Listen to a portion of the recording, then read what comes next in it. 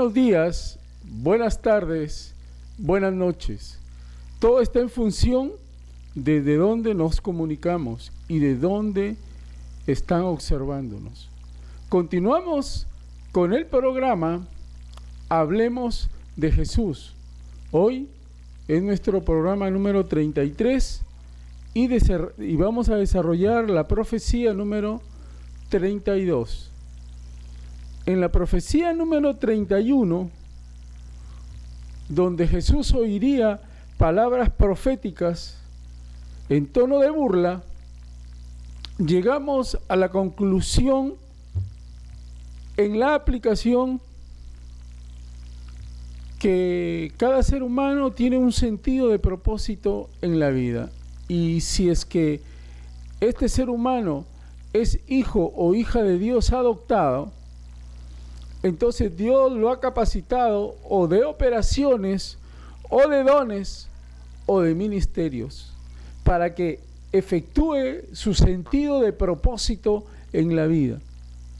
Eso va a evidenciar que si uno ejerce esas operaciones, esos ministerios o esos dones, sencillamente es un hijo o hija de Dios adoptado. Y si no lo hace, o si no tiene ninguna de esas dotación, eso evidencia que no es hijo o hija de Dios.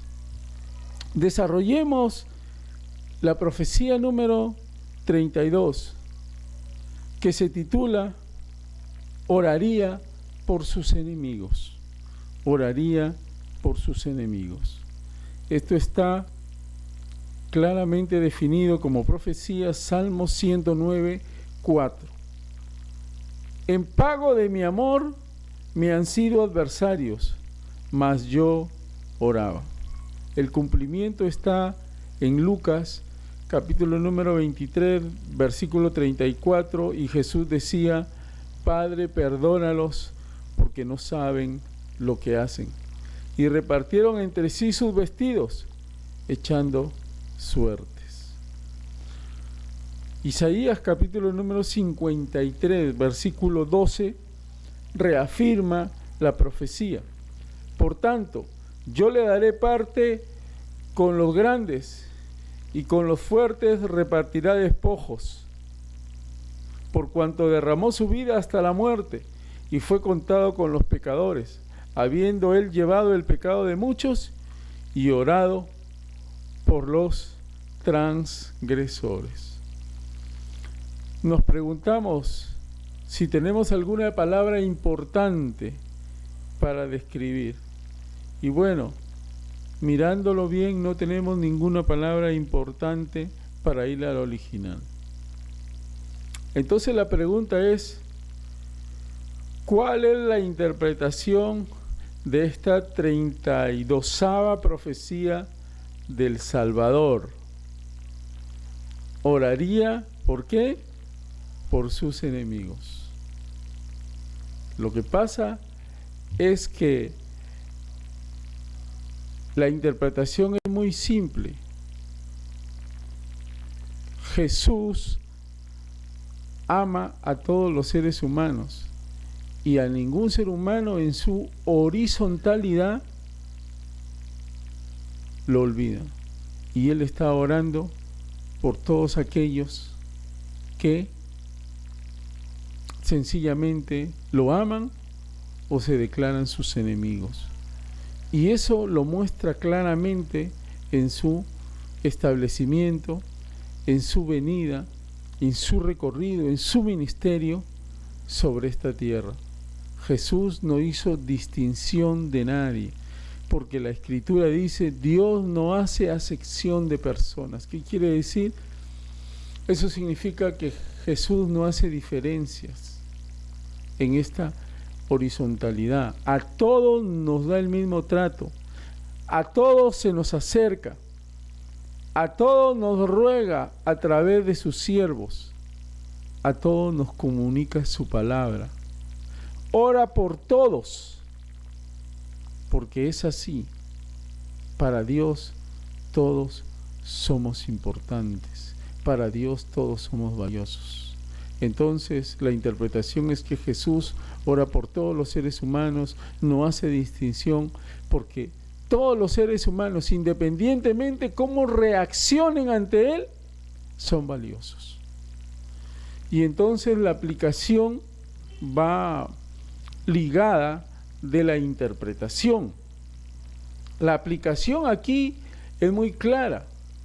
Si Jesús ora por sus enemigos, significa que Jesús ora por todos los seres humanos. Jesús ora por todos los seres humanos, aun si estos se declaran sus enemigos. Jesús ora por todos los seres humanos, aun si estos se declaran sus enemigos. Y lo hace porque Él quiere que nadie se pierda, sino que todos procedan al arrepentimiento.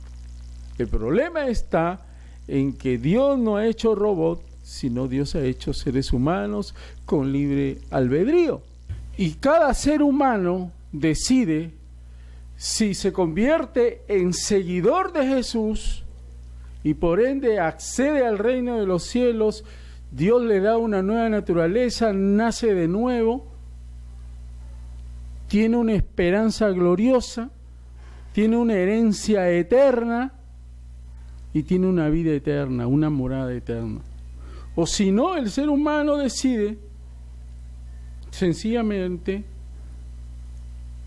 enemistarse con Dios, mantenerse en enemistad con Dios, declararse enemigo de Dios, porque Dios ha puesto las cosas bien claras. O eres amigo de Dios o Dios es tu Padre, y eso lo determina Cristo Jesús a través de su sacrificio, porque Él es el único medio perfecto para justificarnos delante de Dios y reconciliarnos con Dios. O sencillamente no hacemos caso al llamado de Dios, nos rebelamos, o nos mantenemos indiferentes, no creemos en nada y sencillamente nos mantenemos fuera de la presencia de Dios. Y cuando se abran las puertas de la muerte, sencillamente nos estarán esperando ahí los demonios para llevarnos al gema y luego esperar el juicio final. Las cosas están claras. Nosotros no podemos ser neutrales. Nosotros no podemos decir, no, yo no estoy ni con Dios ni fuera de Dios.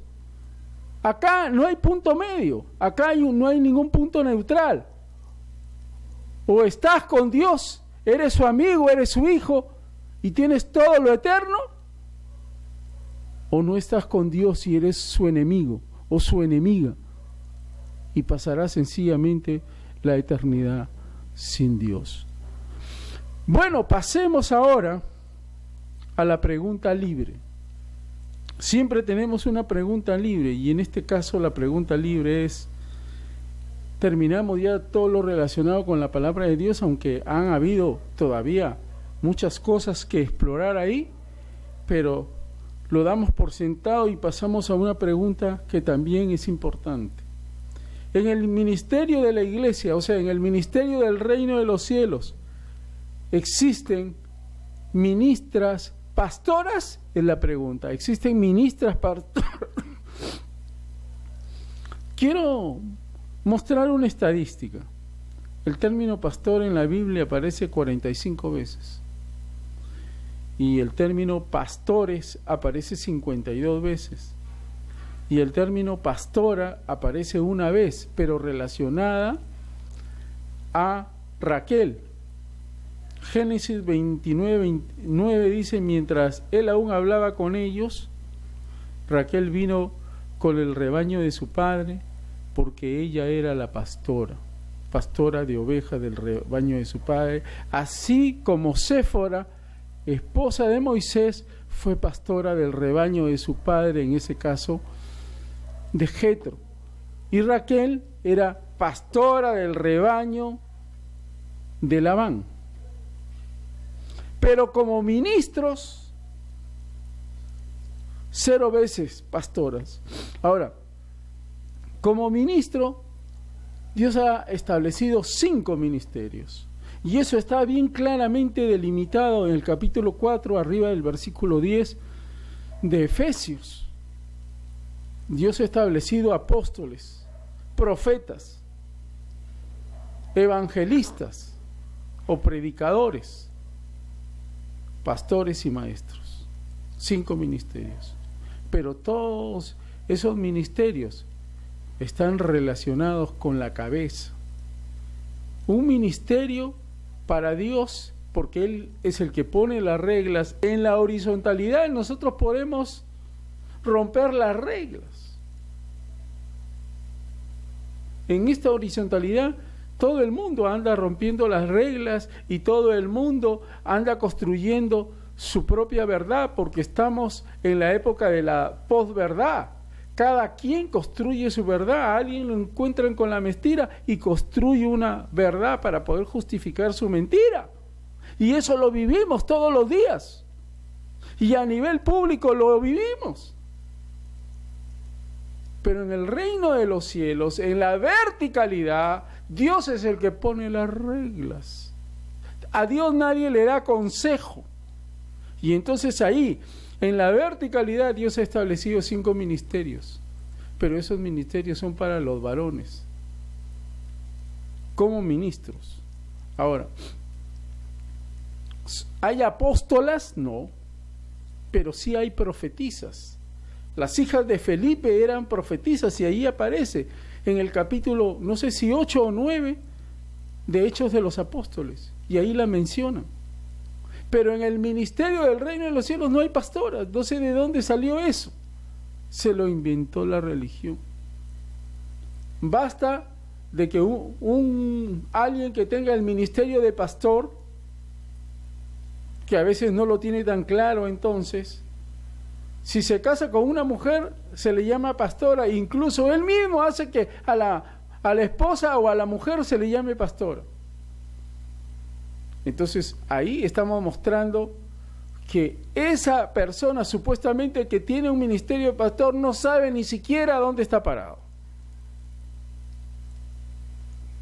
Y yo no lo digo porque yo creo que es así, no, porque la Escritura lo dice y porque la Escritura no. ¿Y por qué? Porque Dios pone las reglas en la verticalidad y porque Dios ha creado todo lo que creó. Tuvo una corona y la corona de la creación es el varón. Y Dios de la costilla del varón sacó a la mujer. Eso es lo que no queremos aceptar. Dios puso las reglas. A Dios le ha placido que así sea. Y a Dios no le interesa su opinión de usted, por si acaso. Me va a decir, no, Dios es dictador. No, Dios es el dueño de todo. Es el amo.